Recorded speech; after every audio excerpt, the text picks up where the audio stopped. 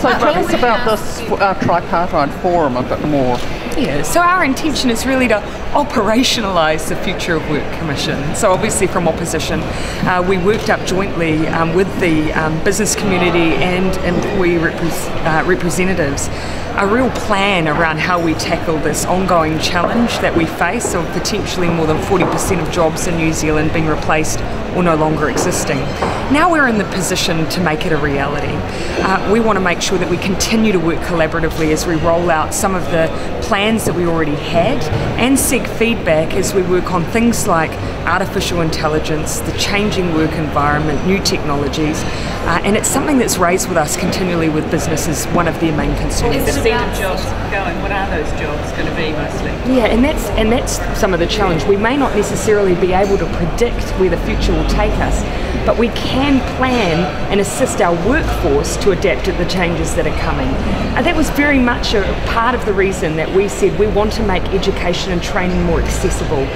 Now I'd love to sit down with business and say, how do we make sure your workforce accesses that training and education? So some easy examples though, what sort of industries are likely to go, what sort of skills are likely to disappear? Yeah, well, there are, when you think about the way that some of our service centres work and now the use of AI, web-based service provision, that is reducing down the number of people who are being used, but that just means we need to support that workforce in training and education, have a plan for them so that they can find additional work in that new environment. I understand journalism's safe.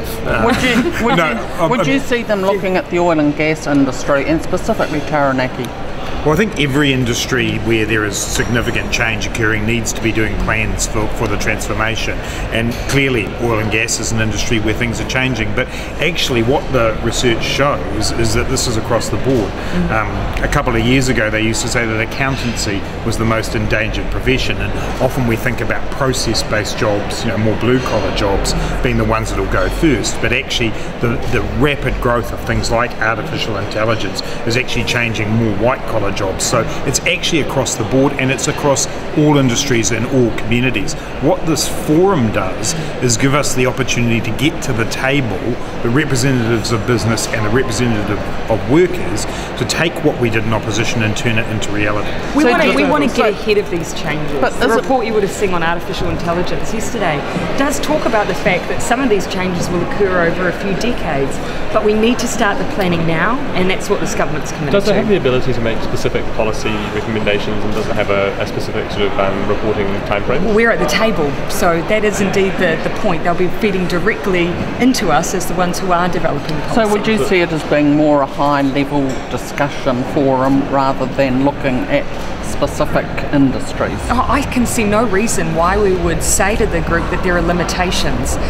For example, one of the things that I will be seeking is, given that we have tried to improve the accessibility of our further training and education, particularly access to vocational training and apprenticeships, how can we partner with business to deliver that to their workers, the people we are targeting the most? There's benefit in that for them and there's benefit in it for us. Is there an example of how you might be able to do that? Well, for instance, we've got now a policy of allowing anyone who hasn't been in post-secondary education before to access training and education.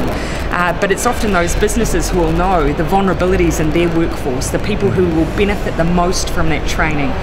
We want to sit down and make sure that the courses available will work for their needs and their retraining needs, enable people to work and retrain at the same time, and then make sure that it's accessible for their workforce. When I was in Singapore at the end of February, they've been doing a piece of work called Industry Transformation Mapping, which is actually about making sure that across an industry they look at what are the workforce needs, what are the infrastructure needs in that industry, and then begin, as the Prime Minister says, to work on specific training programs. I mean, they gave me an example where one particular industry, the people who worked in it, couldn't take 6 months off to go and do a course, but they could do a series of modules that they did over that 6-month period.